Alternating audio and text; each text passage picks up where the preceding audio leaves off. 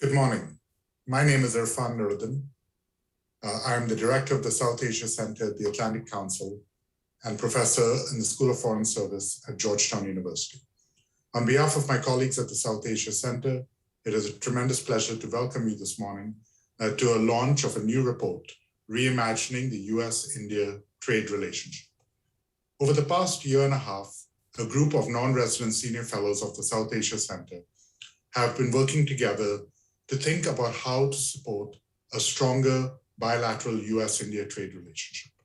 This group, Ms. Ritika Batra, Mr. Mark Linscott, Mr. Anand Raghuraman, and Dr. Harshavardhana Singh collectively represent both Indian and American perspectives and decades of in-field academic and analytic experience in the issues that are at the center of the US-India trade relationship.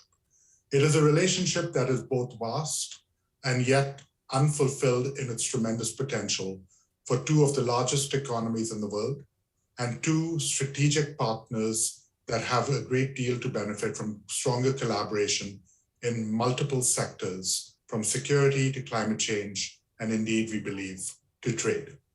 The focus of this report, which is now live on our website and a link to which will be shared in the chat, is not on the substance of the debates about trade. You will not see in it recommendations for what we might do to support stronger manufacturing partnerships, stronger agriculture, stronger technology support, but rather it's a support on the foundations of that trade relationship. How do we talk to each other so that we can make progress on the issues of greatest importance to both these strong economies? What are the fora in which US and Indian trade negotiators meet? Can these be strengthened? Can these be emboldened to make bigger, broader concessions that allow for the relationship to reach the new level? We hope you take time to read the full report. You have 4 leading voices on trade issues represented in there, an executive summary that tries to do justice to the main recommendations, but really, as in any trade negotiation, the devil is in the details, and we urge you to engage the full report, to come back to us and tell us what other conversations you would like us to be having so that we can support this relationship more strongly.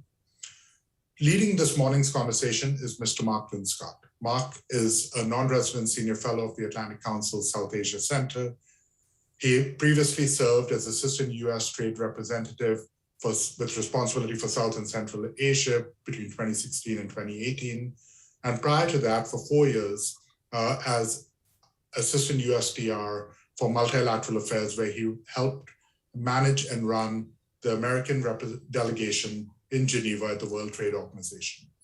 Those most recent positions are only the tip of the iceberg of a long and distinguished career of public service by Mark. We are so grateful to have his leadership at the Atlantic Council.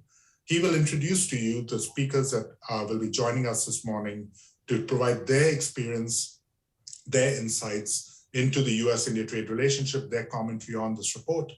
And later on, we'll be moderating a discussion, including a couple of live questions from leading members of the DC public policy space, as well as hopefully your questions that we hope you will share with us via the Q&A. Without further ado, welcome, and over to you, Mark. Thank you so much, Irfan. I too am excited about the release of our Atlantic Council report. Hopefully it's a strong contribution to improving and enhancing the US-India trade bilateral relationship. I plan to be a very modest moderator today in limiting my role in the discussion.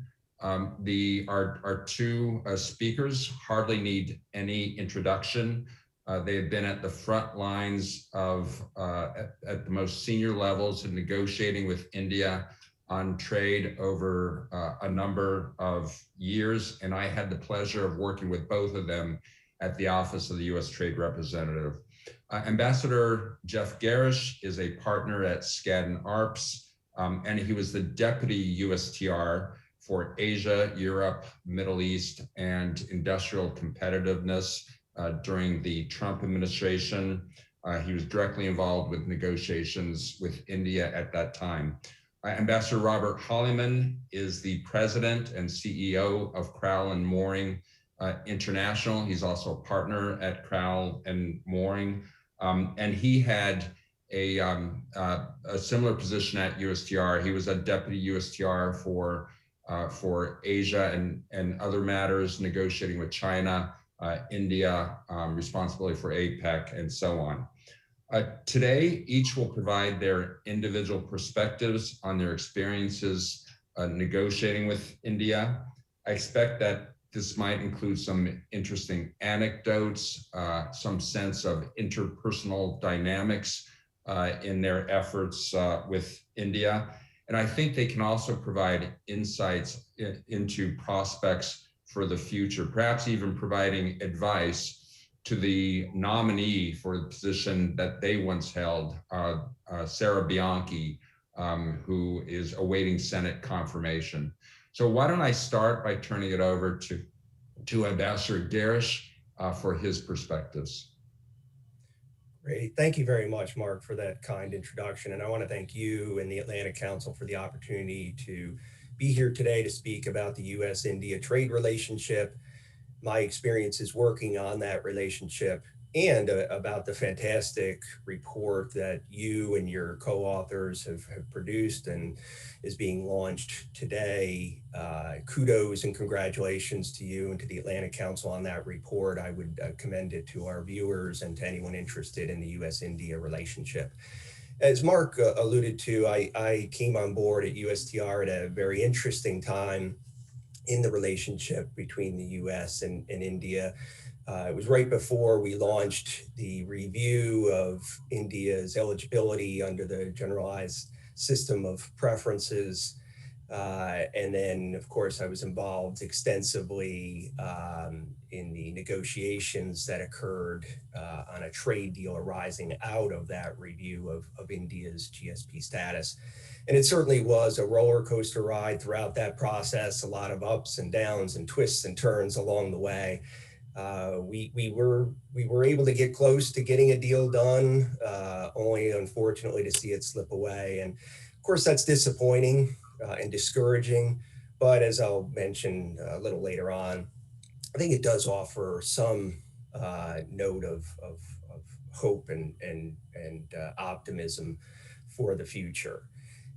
So the GSP review started in April of 2018 and arose out of a couple of petitions that were filed by our dairy industry on market access issues, as well as our medical devices industry because of the price controls that had been imposed by the Indian government. We also self-initiated the review to address a number of market access issues that our companies and industries had experienced in India over the years. And the Trump administration used the GSP review process in a way I think that had never been used before, and I think ultimately was effective and is something that I think could be used going forward. Very early on in the process, we did get very strong high-level engagement from the Indian government. Minister Prabhu, who was the Minister of Commerce and Industry, came to the United States, met with Ambassador Lighthizer. They had a very good meeting, and the two trade ministers directed their respective teams to get to work to try to work through the various issues that had been identified. I had good engagement with my counterpart early on. He was new to his position as well, and we had some other things in common.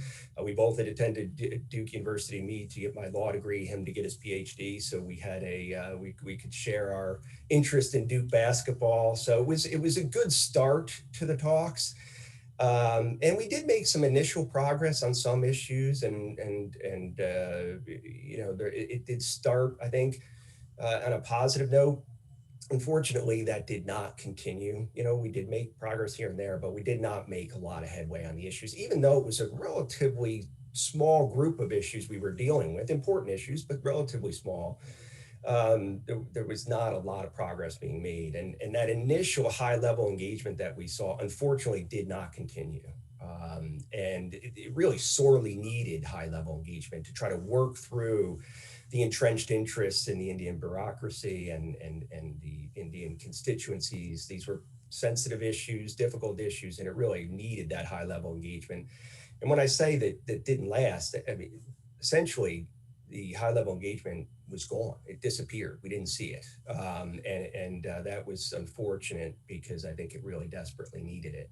Now, that could have been due to the fact that there were upcoming elections in India, but we were several months away from that. So I don't know that that completely explains it.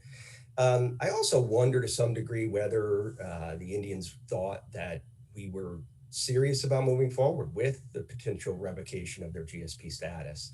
And may not have thought we would pull the trigger on it, given the importance of the relationship and the support they had here in the U.S., generally speaking. And I think if that was the case, and I think that could have explained it in part, that was a serious misjudgment and miscalculation on their part. We had shown that we were willing to take tough, strong action on trade issues, not only with the Chinas of the world, but also with others as well. And so for whatever reason, there, although again, at times we made progress here and there on certain issues, we did not make the headway that we needed to make to get resolution of the issues. So we moved forward with the revocation of the GSP status, and ultimately, the Indian elections occurred as well. And I will note too, the other troubling aspect of this was, we not only were we not resolving the issues we had, but issues were being added to the table as we went along. We had on the issue of data localization and cross-border data transfers, we had an action by the Reserve Bank of India being taken to restrict cross-border data transfers for electronic payment services providers. And despite the really, big concern that we had, and certainly President Trump had, on the very high tariffs already in place in India, through the Indian budget process, the Indian government decided to increase tariffs on dozens and dozens of products. Adding new issues to the table was really a big problem, and I think showed a lack of coordination among the various government agencies within India. So ultimately, we did decide to pull the GSP benefits from India, and the election occurred, and there was almost immediately after that, good engagement again. Prime Minister Modi and President Trump met on the sidelines of the G20 meeting and directed their trade ministers to try to get a deal done. And of course, there was the appointment of Minister Goyal as the new Minister of Commerce and Industry in India. And he immediately got to work on this and worked extraordinarily hard to try to get something done. He's a bit of a force of nature, I would say. There were reports of him, having meetings with his team into the wee hours of the morning, 2 a.m. or later. I don't think his team was particularly happy about that, but it showed, I think, how hard he was working to try to get a deal done. And we did make a lot of progress on some key issues. Ultimately, however, it was too difficult to close the gaps on some key issues like dairy market access. We were trying to get fair and non-discriminatory treatment for our electronic payment services providers and certain programs, including the National Common Mobility Card program. That was a difficult issue for them. And on digital trade, which is something that I think should be in the best interest, the common interest of both countries and their companies, we had difficulty even getting the Indians to agree to a working group or dialogue on digital trade issues. And I think as many of our viewers may know, in addition to the Reserve Bank of India action that I mentioned earlier, there have been some other troubling movements by the Indian government on digital trade issues, including with respect to the Personal Data Protection Bill and the draft e-commerce policy. So, I think that's an area that certainly a lot of people have interest in getting something done with the Indians, but it proved to be extremely difficult to do it. So we weren't able to get a deal, and as I mentioned earlier, that is disappointing, certainly. But I think we were able to elevate the focus on the importance of the bilateral trade relationship in a way that had not been done previously. The fact that we did get close to a deal on what was a small trade package, but an important one, I think does potentially offer some hope for the future. And that would be one bit of advice or recommendation I would have. And I know it's one that's shared by you, Mark, and your co-authors, and I think it's a good one, which is, focus on getting something relatively small done and incremental in nature, and build from there, and not try to bite off too much or more than either country can chew right away. And I think the trade package that we were working on offers a good possibility there for getting something small done and building on that, and then building into something potentially bigger. And there are other possibilities too, maybe something on supply chain security and resiliency and maybe some other areas. The other thing I think that really needs to happen for this trade relationship to grow is, and for issues to be resolved, is there needs to be true high-level engagement on the Indian side, and someone who is truly empowered and has a mandate to work through the difficulties of the bureaucracy in India and the entrenched interests and the constituencies there, and can get something done. Because I think as hard as Minister Goyal tried, he just couldn't get there on certain issues. And maybe that requires an institutional structural change in the Indian government. I certainly would have liked to see more engagement on my level as well, which I think was helpful in other trade relationships we had in getting deals done. And we didn't see that. So I think that would be important as well. And then I think both countries really need to see this in their collective interests in enhancing and growing this trade relationship and trying to work through issues and getting deals done. Both countries have a number of shared interests, including their concern about the growing influence and dominance of China in the region, the Asia-Pacific, the Indo-Pacific region, and around the world. And in a number of other areas. This trade relationship has grown significantly over the years. It's more than doubled over the last 10 years, but I think we all would agree that it's not what it should be. It's not on par with the strategic and security relationship that we have. I think the efforts and the progress we made offer hope for possibly, building up the trade relationship. I think we all have some skepticism and pessimism, as a healthy skepticism and pessimism about whether we can raise it to the level that the other aspects of the relationship are at. But again, I think the work that we did over the last few years offers some hope for maybe being able to get there. And it's certainly worthwhile for us to make the efforts to get it there. Thanks, Mark. Thank you, Ambassador Garris. That was fantastic. I really appreciate some of the things that you highlighted, the importance of the highest levels of engagement in terms of moving issues forward. I do feel that the prospects for a deal, which often were referred to as a mini deal, were somewhat unprecedented. In fact, I can recall estimates of it covering roughly $10 billion in bilateral trade, which is quite substantial. And I'm glad you also highlighted the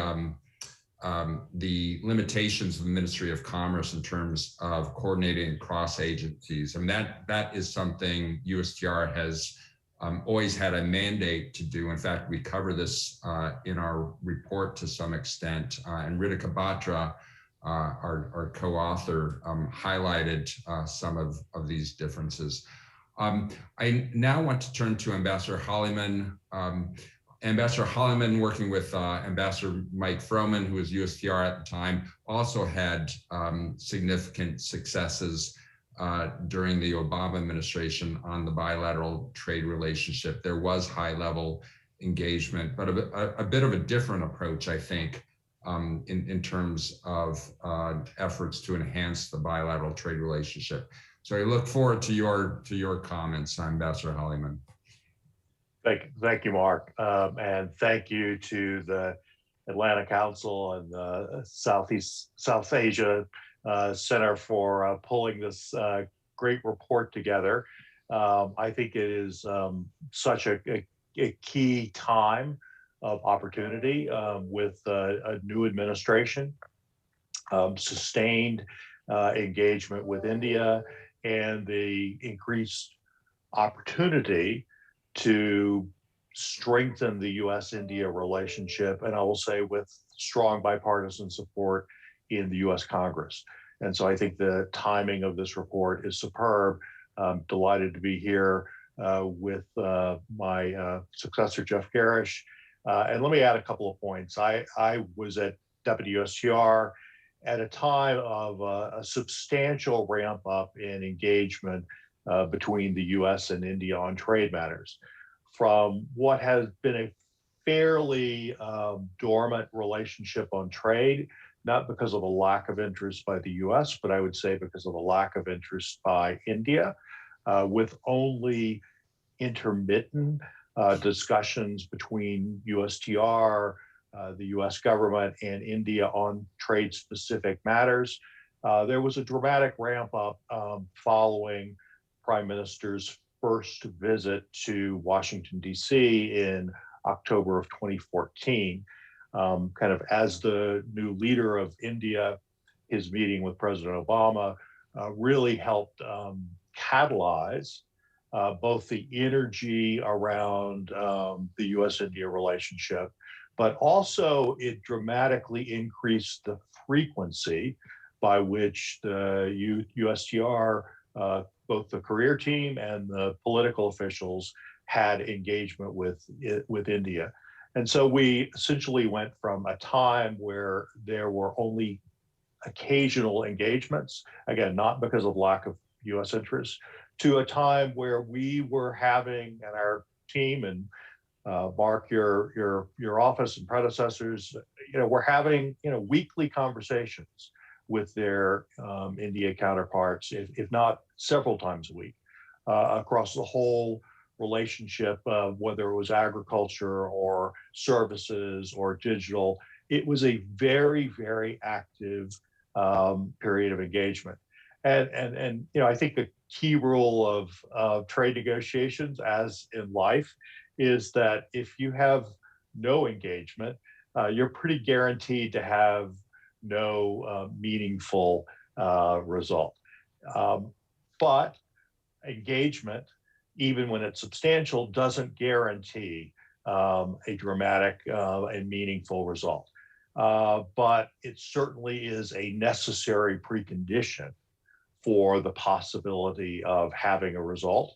And so I think what we looked at is that it was a great opportunity to revive the US-India Trade Policy Forum, to have meetings between Ambassador Froman, Commerce Secretary Nirmala Sitharaman, and I certainly, with my two immediate counterparts during my tenure at USTR, had a great relationship and relationships that continue.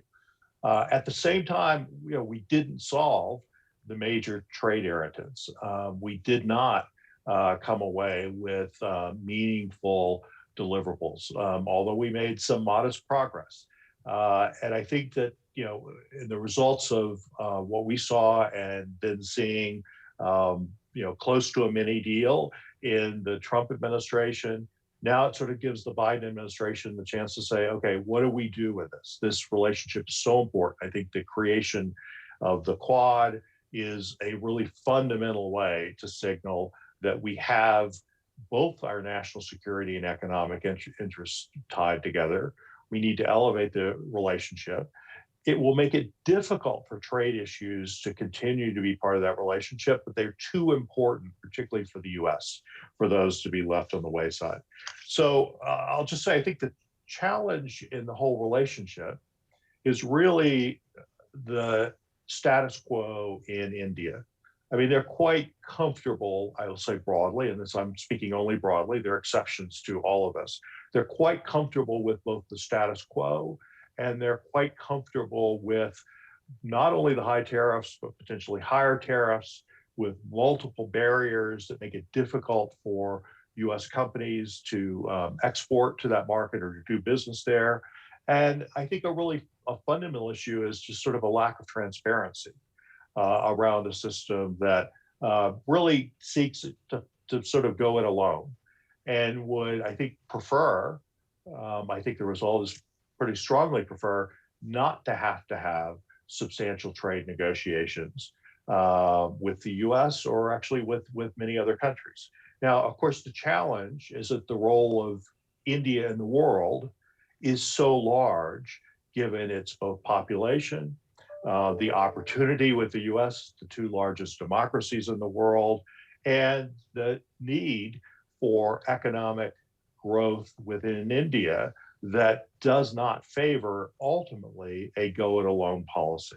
So I think the opportunity around this report is to also call attention to the things that India could do, as well as the US, of course, but that India could do to try to begin to make some progress on some of the trade issues that really matter. And I think I hope it is as well received in Delhi as it is here in Washington and the United States. I think it's a critical contribution. And I think it's an opportunity with a new administration in the US and having been part of the Obama-Biden administration and sort of watching and knowing sort of President Biden's both his personal skills, but his deep and long-time understanding of kind of global markets. I think it's a real opportunity to think ahead. Here are the glimmer of hopes that I would offer. After this sort of visit by Prime Minister Modi to Washington, we had a dramatic increase in our engagement, as I mentioned. I also had the opportunity to be in San Jose in Silicon Valley in September of 2015 when Prime Minister Modi made his visit there, had a very large engagement with the Indian diaspora in San Jose, and then had a meeting, a dinner with the tech industry leaders that I will say was really a quite exceptional event. I spent 25 years nearly working in the technology industry and in the software industry. And in all of those years, I never, ever saw an event with the kind of energy, star power, and the excitement of that event. You know, we had CEOs from leading US companies, you know, of Microsoft, of Google, of Adobe, who are all themselves born in India, who really were driving the power of technology, but also what is, I still believe, fundamentally the connectedness of the US and India on technology issues, which should actually be closer than any two countries in the world because of really the shared DNA of these industries and how they've grown. And so while those issues are challenging, I sort of remain optimistic that there are ways to find a path forward. For example, when we completed in the Obama administration the negotiations on the Trans-Pacific Partnership, I will say that that had galvanized attention around the US on trade in a way that was sort of light years ahead of anything that had been seen before. The Indians came to Washington and asked at the highest levels, at the ministerial levels, to be briefed on the chapters of the TPP and what that meant and why the US did that. I had a document that our team and I put together called the Digital 24, and it was designed to show the new disciplines that were negotiated in the TPP that were not just sort of incremental progress on digital issues, but substantial progress. I remember going into a meeting in New Delhi, meeting with one of the ministers. She walked into the meeting with a binder and she said, "I've read your Digital 24. She said, "I think we can agree on at least 20 of these. Let's talk about the 3 or 4 where we disagree, and let me talk about it. And I think that we have more in common on these issues, and we should work on that. Now, there were changes in leadership that happened. She fairly soon thereafter left that position. But I think it really showed that if we can develop the frameworks to also talk about what we have in common and build from that, there are opportunities to close the gaps. So as I look ahead, I think we've got sort of 4 immediate opportunities that I would encourage the Biden administration to think about. One is to tackle the issues as they are directly and immediately relevant to both countries. So the health crisis around COVID-19 shows, besides obviously the huge humanitarian concerns around this and still sort of a raging pandemic, but it also is an opportunity to say, how do we work together to strengthen our health preparedness, our health systems, and what does that mean for what type of engagement needs to happen around trade? And engagement on trade is absolutely essential to be able to deal with this pandemic and future ones. And it's front and center as an opportunity to focus on something that matters. 2, the digital issues, which I've already talked about, I think they are also, while there are increasing divergences, I think we need to get back down to the basics of we began in a much more significant way aligned. Let's work out a deal. In fact, I would put out on the table that if you look at the Quad, the US has a digital agreement with Japan. The TPP has the digital provisions that are Australia and Japan. Let's start thinking, how can we negotiate for a plus up of the US-Japan digital agreement or the CPTPP provisions around digital, using those as something within the Quad to engage. And finally, I think third, I think there needs to be a discussion really around transparency. I would put out on the table that one of the things that the US negotiated with has negotiated in the past has been sort of transparency agreements. We have a transparent agreement with Mongolia, incredibly important to do. I would also say it's critical for democracies to have the right transparency. So perhaps we engage in a negotiation of a transparency agreement to show that we can do something that is meaningful. And finally, there is certainly the opportunity to pick up on the mini trade deal and the important work that Jeff Garish and the Trump administration did with USTR. So I think there are opportunities ahead of us. I look forward to the discussion.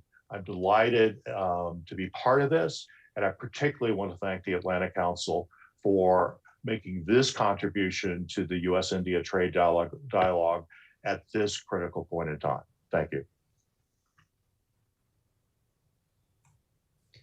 Thank you, Ambassador Holliman. I really like your story about the Digital 24. I remember the Digital 24 well, and it's interesting to hear that you had a counterpart, a minister noting. In fact, I see Susan has a copy of the Digital 24, that you heard a minister noting how much of that India could agree on. Unfortunately, I think things have declined since then, and there are a number of measures in place, or at least proposed, that would be inconsistent with the Digital 24. But as you note, they reflect that the U.S. approach, and I expect the U.S. approach under the Biden administration and many other countries around the world, embedded in initially TPP and now CPTPP and USMCA, bilateral agreements with a number of countries. They are a focus, many of these components, a focus of efforts in the WTO on a plurilateral e-commerce agreement. This would be an area, I think, really ripe for new work between the two countries on the trade front. The rest of our program here is going to be devoted to discussion. I will use my prerogative as the moderator to start with a question. We've got then two special guests, Susan Ritchie and Sarah English, who will ask questions. And then we will conclude with an opportunity for others to ask questions, which should take us through the end of the hour.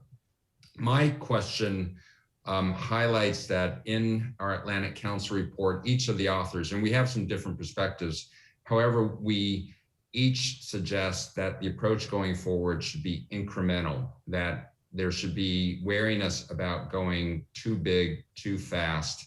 It's important to build confidence with specific results and to do so incrementally.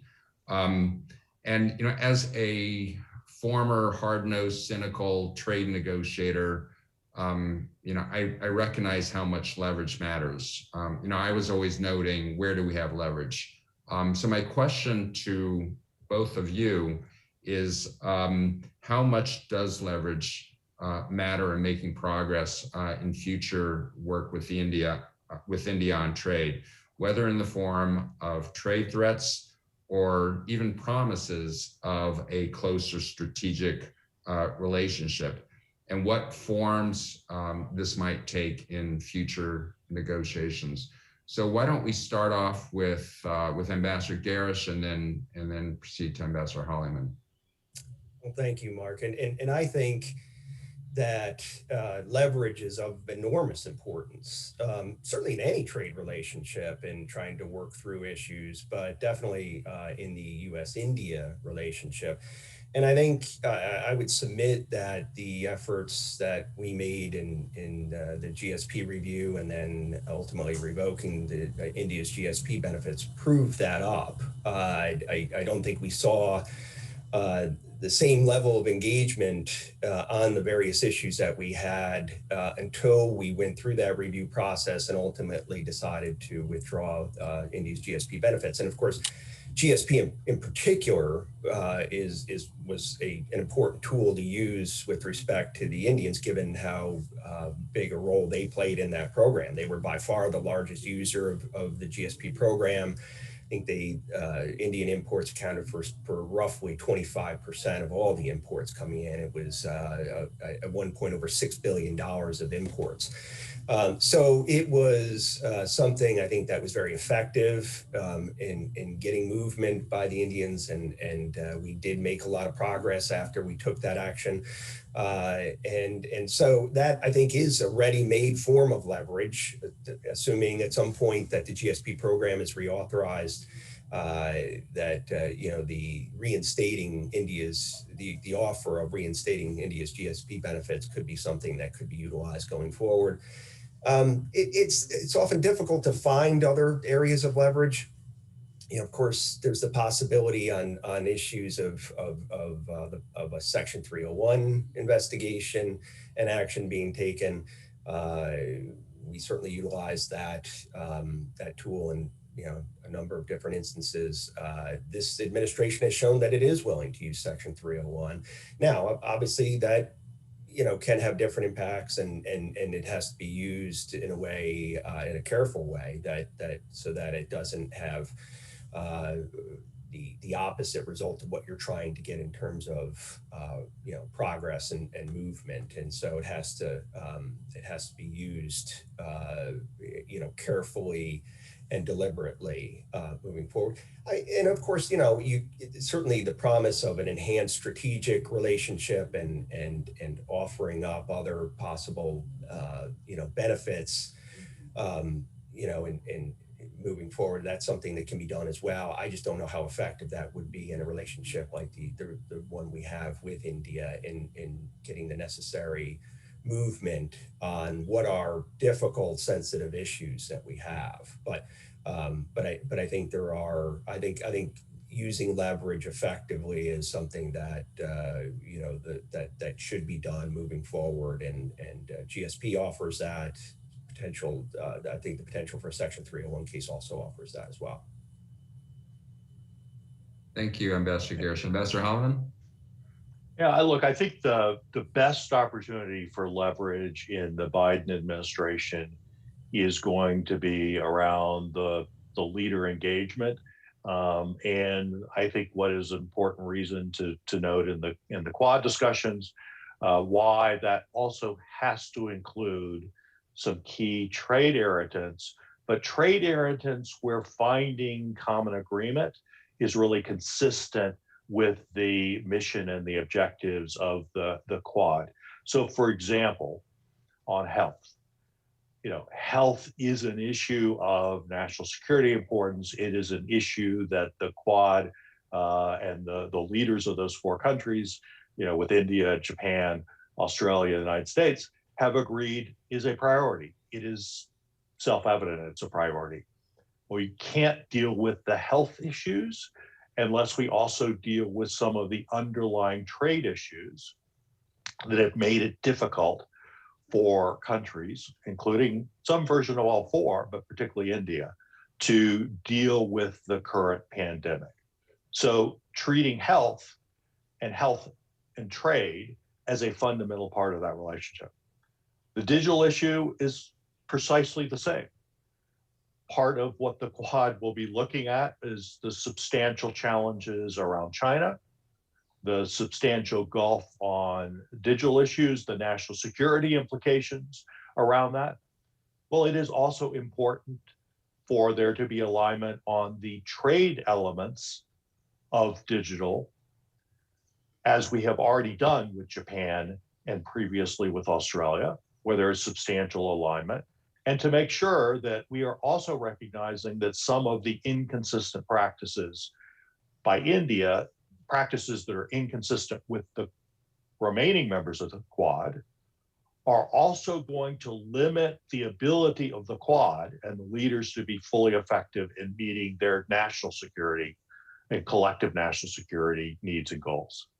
And finally, for the Quad, all of whom are democracies, ensuring that there is adequate transparency around the actions that governments take is an important part, and I would argue a fundamental part of what democracies need to do to signal that they not only allow people to elect their governments, but that their governments are responsive to the people through transparent practices that are important not only for their own citizens and their own businesses, but to their own countries. And so I would argue that in the goal of promoting democracy around the Quad as a national security priority, dealing with the issues around transparency that are such a big irritant for any business enterprise, as well as sort of labor and environmental groups who want to engage with India, getting better transparency around what's happening is fundamental to that. So I think that we really recognize that trade issues are inseparable from the national security issues. And I agree fully with the notion that we should take these things on as sort of bite-sized pieces, but they have to be bite-sized pieces that are meaningful. And I think if we can get the leaders of our four countries to personally engage on those bite-sized pieces that are aligned with their national security objectives, I think that is the best leverage that the US has at the present time. It is the leverage that is untested, but I think it's the opportunity to really make this a meaningful relationship broadly, including dealing with some of the trade challenges. Thank you, Ambassador Holliman. I'm really glad you did raise the Quad and that being so important and providing some degree of strategic leverage.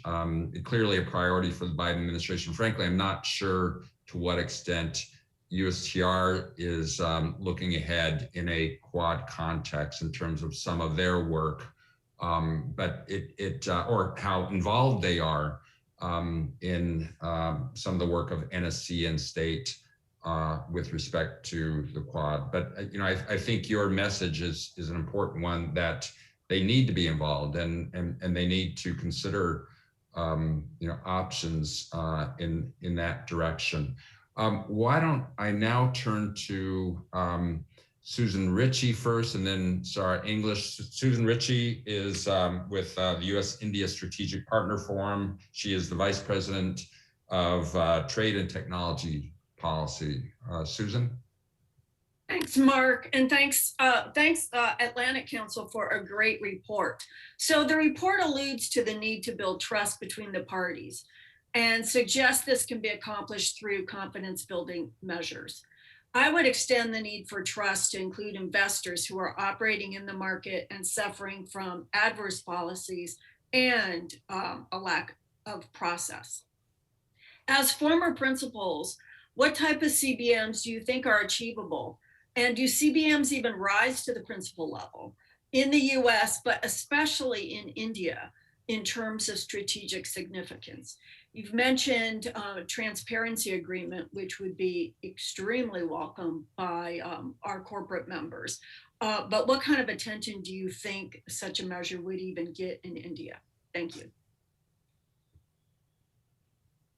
So any volunteer, and I just to clarify, CBM is, I mean, this does not involve ballistic missiles, but confidence building measures. I'll jump in on this first. Thanks. I think it's a great question. Look, I think on the one hand, you have confidence building measures through regular engagement.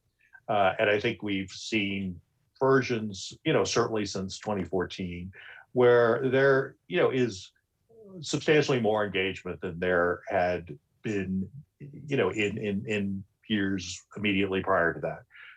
And so I think that engagement is necessary. I think that can build confidence at the working level. But clearly, as we've seen from both the Obama administration and from the Trump administration, it's not enough to get you across the finish line. That's why I think it really, sort of doing this, actually, I think it has to be driven at a leader level, because it is, I certainly know from my experience, it was the Modi-Obama meeting in Washington that jump-started the regular sort of dialogues. Again, not sufficient at the end to get everything needed, but it was sufficient. So that's why I think that this opportunity around the Quad is a real opportunity, but it has to be sort of focused on issues that are then linked to what the Quad does. That's why I sort of threw out the three that I mentioned, because to me, they are also part and parcel of what the Quad's all about. Because then you actually get Prime Minister Modi and President Biden and the other leaders talking about the need to do it. Look, the challenge, I think, practically for the US in dealing with India is that there are so many issues that challenge the business community, the labor community, environmentalists, and others, that we sort of feel that we can't leave any of those out in our engagements with India. We shouldn't leave them out, but they cannot all rise to the leader level, which is going to be necessary to get something done. That's why if the leaders will pick one bite-sized issue, maybe two, but one, let's say transparency or digital or health, and say that is part of how they engage in the Quad, I think that's necessary to do. And yes, Mark, I mean, to your point, I think USTR has not, look, USTR is, I think, focused on trying to get the Trade Policy Forum back engaged. I think I commend them for doing all of that. I think it's very important to do, sort of build on the work that's been done, but they are also part of the Executive Office of the President. They are sitting there, and I think they need to be and should be involved in how to at least one of those issues get pulled into that elite level, because I think that's the way we can actually get progress and build confidence that we can do things that are meaningful over time. And I'll just very briefly, I completely agree. I think it's really important for us to have confidence building measures. There are just an enormous amount of issues that we have in the trade relationship. Let's take bite-sized portions of those issues and try to get something done there and build from there. Right? There's no way we can try to get everything done. And I think we need to do something meaningful. I do think this trade package we were working on was meaningful. Mark, you're right. It was the two-way trade was over $10 billion that would have been covered by this. So, but there may be other areas. Transparency, I think, is a great idea. And I agree too that it has to be driven at the leader level. We need leader level engagement. We also need it to be driven at the minister level as well to really work these issues through and coordinate the various agencies in the Indian government. So I think we really need to see it driven from the top down and not try to do too much all at once, but let's take it in bite-sized portions, but build from there. I think that's critically important. Thank you. I'm now going to turn to Sarah English, who's Vice President for Global Public Policy at MasterCard. I also know, particularly since we're running out of time, we've got one audience question, which has been so relevant for so many stakeholders. What about the mini trade deal? Might the Biden administration pick up at least components of that and perhaps call it something, rebrand it, but that is, a question you might address as well as the one posed by Sarah. Sarah?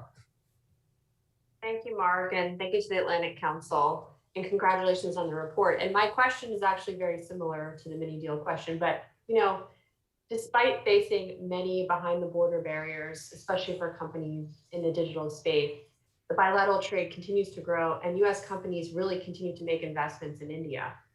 And, the Trump administration came very close and Ambassador Garish worked very hard on the mini deal that really was commercially meaningful and I think would have been a confidence building measure. So my question is twofold. What are the prospects to revive the deal? What needs to happen, here in the US and in India? And my other question is, I'm intrigued by what Ambassador Holloman said about the Quad. Is it better for the US to approach India bilaterally or through allies like the Quad and that mechanism, specifically on these digital issues, or is it both?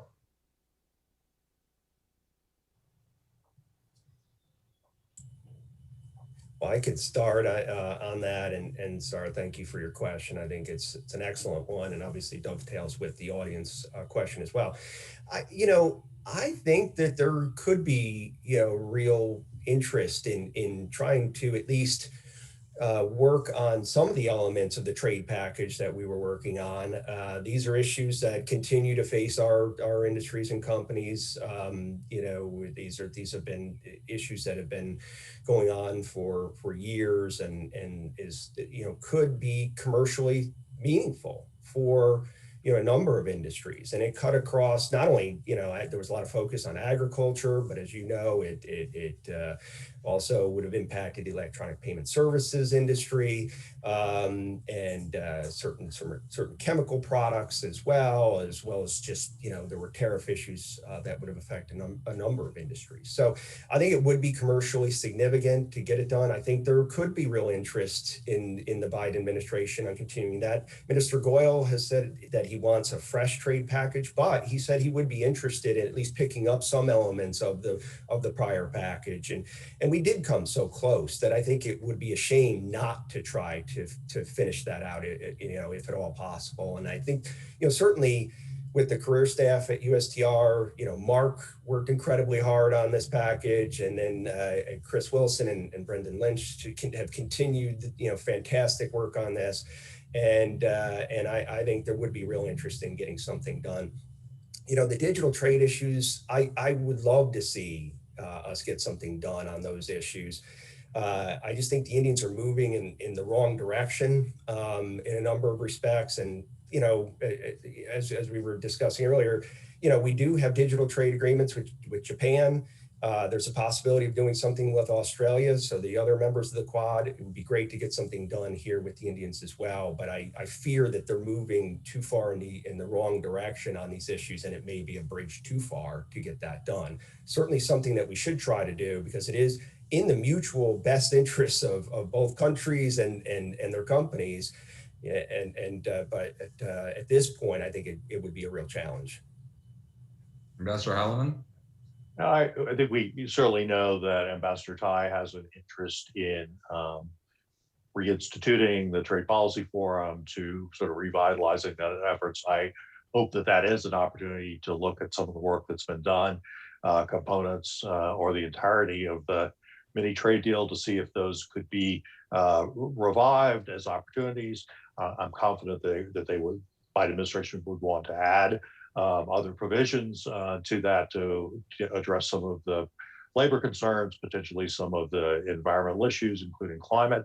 But I think that reopening that forum is going to be an important way to do that.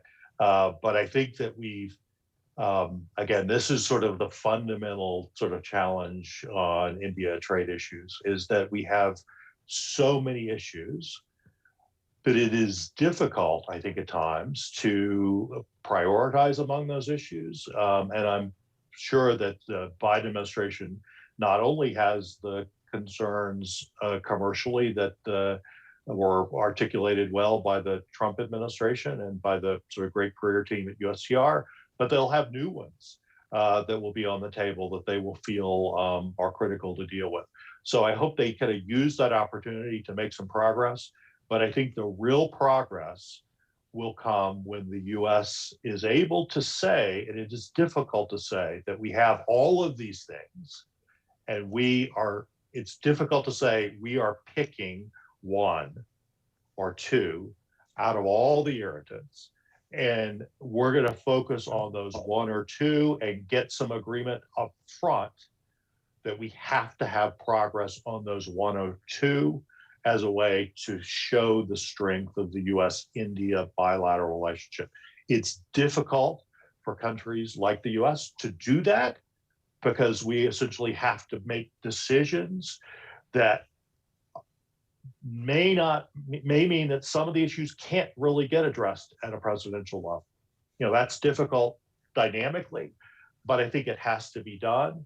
And we really have to say, President Biden to Prime Minister Modi, let's pick an area, and this is a critical concern to the US, and it should be to India, and we have to make progress on this, even as we deal with elements and make progress on some of the others. But if we don't deal with transparency, or we don't deal with health, or we don't deal with digital, again, it could be, if we don't deal with that successfully, then we cannot have the strong national security and collective interests of our two democracies working together. And so I think that has to be part of the equation.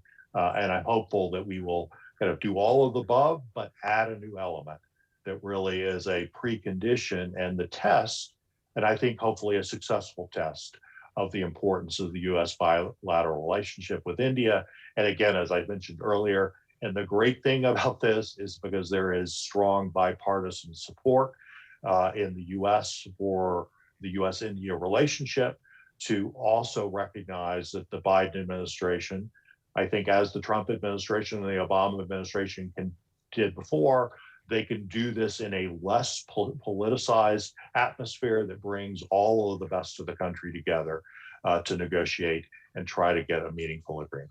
Thank you.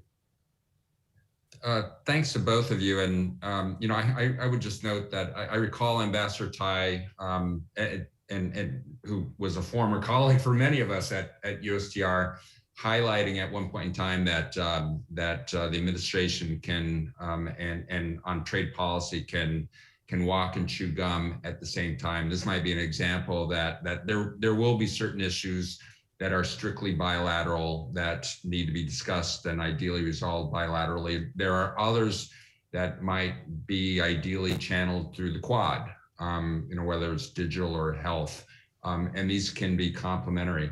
Which brings us to the top of our hour. I want to thank all of you. Well, I want to thank Ambassador Garish and Ambassador Holliman for those perspectives. You are former ambassadors. I'm a former career person at USTR. We are a think tank. Even if the Atlantic Council, you always wonder to what extent you continue to have influence, but I think the issues that have been discussed during this hour are important ones, and hopefully can make a contribution to the Biden administration's efforts on this front. So with that, I will close things out, and we thank the audience for joining us.